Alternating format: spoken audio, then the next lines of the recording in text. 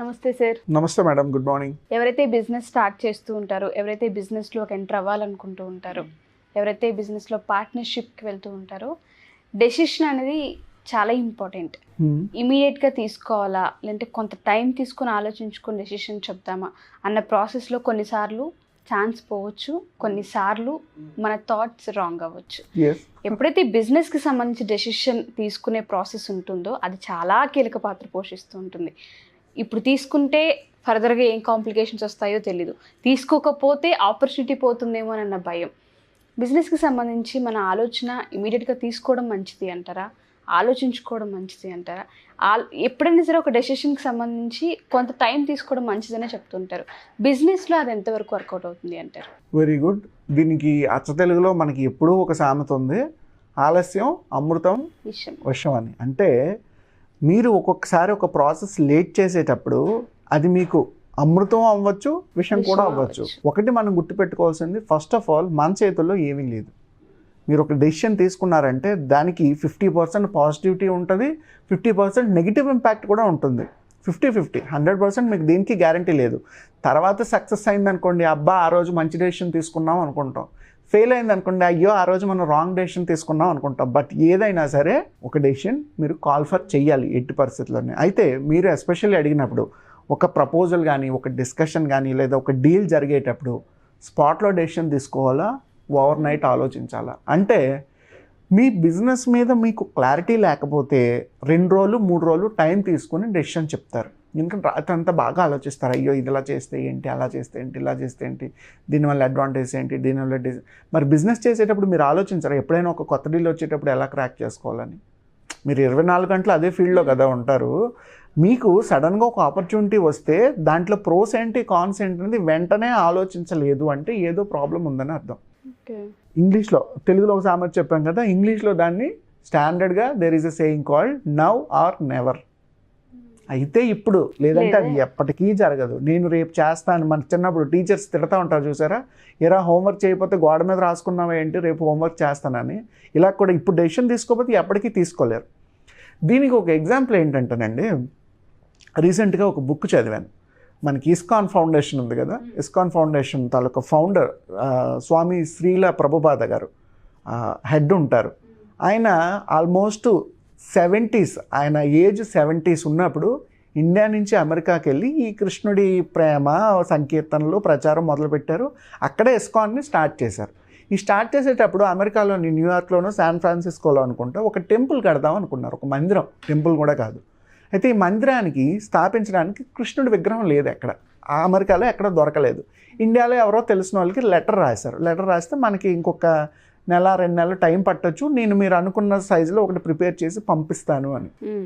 అయితే లక్కీగా ఎవరో అక్కడ ఉన్న వాళ్ళు, వేరే వాళ్ళు, మా దగ్గర ఒక విగ్రహం ఉందండి, మీ శిష్యుల్ని ఎవరైనా పంపించండి, మీకు నచ్చితే తీసుకెళ్ళిపోవచ్చు, నేను డొనేట్ చేయడానికి రెడీగా ఉన్నానని చెప్తారు. అయితే శిష్యుల్ని పంపిస్తారు, ఎవరో ఇద్దరిని, విగ్రహం ఉందంటే చూసండి, బాగుంటే మనం తీసుకుందాం.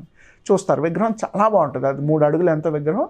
అప్పటి వరకు ఆ డిజైన్ కానీ ఆ కళ కానీ లేని విగ్రహం అనమాట. అది ఎక్కడో వాళ్ళ పూర్వీకుల నుంచి అమెరికాలో ఒకరింటికి వచ్చింది, ఇండియన్సే. ఈయన అక్కడి నుంచి శిష్యులు వెంటనే చెప్తారు, స్వామీజీ మనకు ఒక అద్భుతమైన విగ్రహం దొరికింది, నేను నా జీవితంలో అయితే అటువంటి విగ్రహం చూడలేదు, చాలా బాగుంది, మీరు కూడా ఒకసారి చూసి ఒక డెసిషన్ తీసుకుంటే మనం ఒక కాల్ ఫర్ చేద్దామని. అప్పుడు స్వామి కూడా వెళ్తారు అక్కడికి. వెళ్ళి చూస్తారు, చాలా బాగుంటుంది.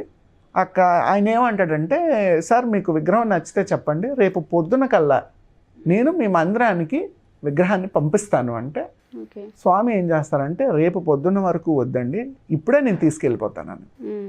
సార్ ఇప్పుడు మనకి మీ దగ్గర వెహికల్ ఏం లేదు, మా వెహికల్ బయటికి వెళ్ళింది, నేను పొద్దున్న పంపిస్తాను వ్యాన్లో అంటే, లేదు అని చెప్పి ఒక ట్రక్ చిన్నది ఏదో బుక్ చేసి అర్జెంటుగా దాన్ని మోయడానికి ఎవరు లేరు, వర్కర్స్ కూడాను, వీళ్ళే దాన్ని విగ్రహాన్ని మోసి ఆ ట్రక్లో పెట్టి ట్రక్ ఎక్కి తిరిగి మందిరానికి వెళ్ళిపోతుంటే శిష్యుడు అడుగుతాడు, స్వామి రేపు పొద్దున్న ఆయనే పంపిస్తా అన్నారు కదా, మన దగ్గర ట్రక్ లేరు, మన దగ్గర ఎంప్లాయీస్ లేరు, ఎందుకు ఇంత ఆదరా బాదరాగా ఈ విగ్రహాన్ని తీసుకొచ్చారంటే, స్వామి ఏం చెప్తారంటే, ఈరోజు నైట్కి అతనికి మనకి ఈ విగ్రహం ఇవ్వకూడదు అనే డెసిషన్ రావచ్చు.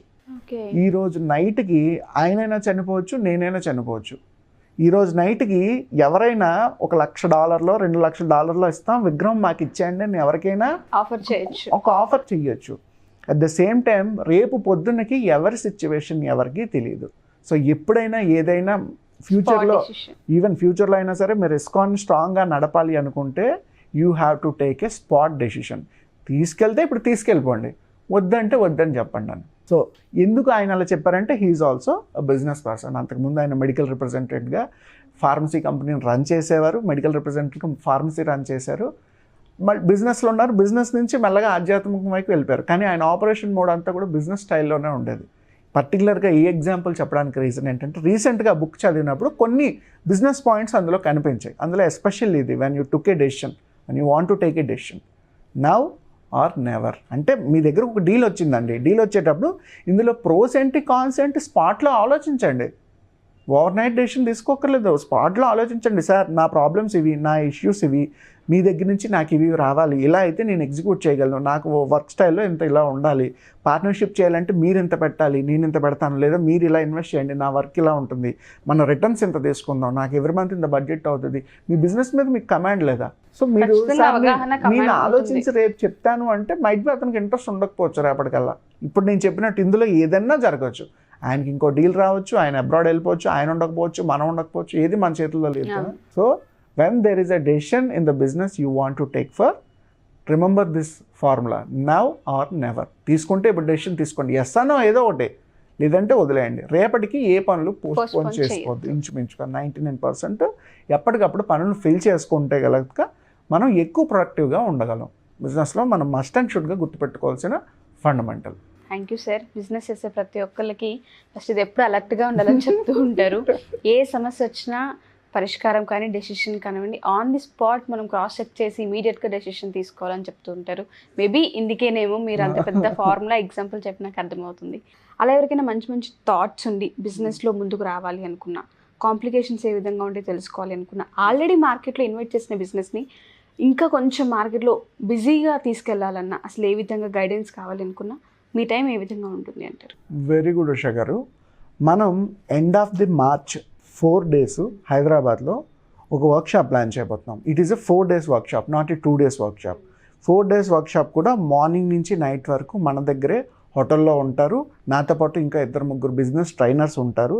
ఎవరైనా కొత్తగా బిజినెస్ మొదలు పెట్టేటప్పుడు, ఇంతకుముందు మనం ఏం చేసేవాళ్ళంటే ఒక 40-50 టాపిక్స్ కవర్ చేసేవాళ్ళం. మీరు ఇది ఫాలో అయితే సరిపోతుంది, ఈ ఫండమెంటల్స్ చూసుకోండి, ఫర్దర్గా మీకు ఎక్కడ డౌట్ వచ్చినా యూ కెన్ కాంటాక్ట్ మీ అన్నట్టు.